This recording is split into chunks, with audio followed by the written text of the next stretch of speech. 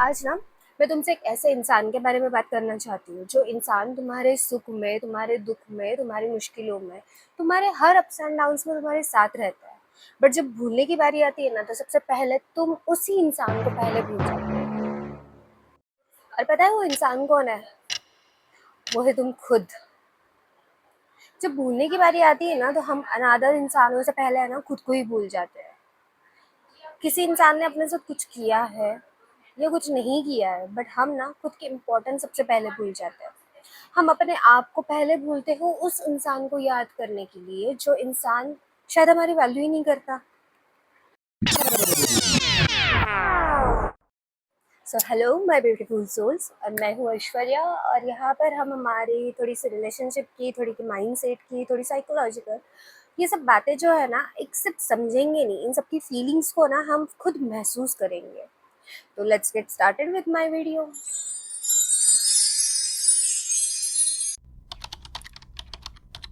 आजकल ना लोग सेल्फ लव का मतलब पता नहीं क्या क्या समझते हैं। लोग समझते हैं एक्सपेंसिव गिफ्ट मिलना, या फिर महंगे महंगे रोड ट्रिप्स पे जाना, या कोई और चीज़ करना। इन सब का मतलब जो है ना, वो सेल्फ लव नहीं होता है। सो बेसिकली सेल्फ लव की कंसेप्ट ये नहीं है कि तुम दुनिया से प्यार लेना बंद करो। सेल्फ लव की कंसेप्ट ये है कि तुम दुनिया से पहले ना खुद से प्यार करना सीखो। So then what is exactly self love?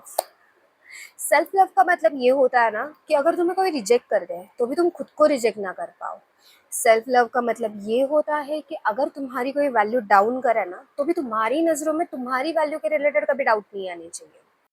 Self love का मतलब ये होता है कि अगर पूरी दुनिया भी तुम्हारे अगेंस्ट खड़ी हो जाए ना, तो भी तुम खुद के साथ खड़े रहो, दुनिया के साथ नहीं। सोचो, कोई एक फूल है। उस फूल की जो वैल्यू होती है ना, उस फूल के स्मेल पे डिपेंड होती है, उस फूल के खुशबू के ऊपर डिपेंड होती है।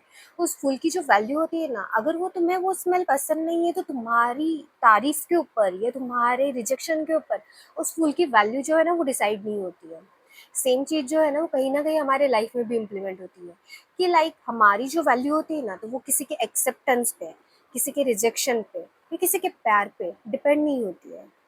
हमारी जो वैल्यू होती है वो हमारे खुद के ऊपर डिपेंड होती है कि हम खुद की कितनी वैल्यू करते हैं। जब हम खुद की वैल्यू करेंगे ना, तभी दुनिया हमारी वैल्यू करेगी।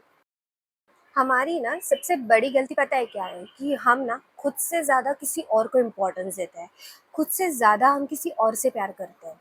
और अगर लाइफ में ना वो इंसान कभी छोड़ के चला जाता है ना, तो बस हमारे लिए तो पूरी दुनिया ही ख़त्म हो जाती है।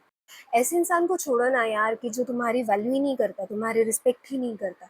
वो इंसान जाना चाहता है तो उसे जाने दो। बिकॉज अगर तुम उसको रोक के रखोगे ना, तो तुम तुम्हारी खुद की वैल्यू जो है ना, अपने हाथ से डाउन करोगे। उसकी वजह से ना रियलिटी पता है क्या है? कि तुम्हें खुद को खो रहे हो।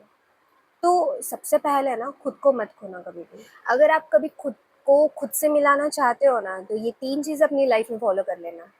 रोज़ है ना आईने के सामने एक बार खड़े होके बोल देना कि I am enough for me.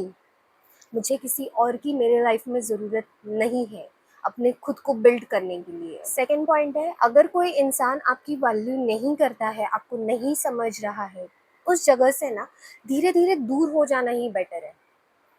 And third thing, रोज़ है ना खुद के साथ 10 मिनट के लिए बैठ जाओ। सिर्फ खुद के साथ बातें करो, खुद की थॉट्स के रिलेटेड है ना खुद सोचो थोड़ा सा, बिना किसी फ़ोन के, बिना किसी डिस्ट्रैक्शन के।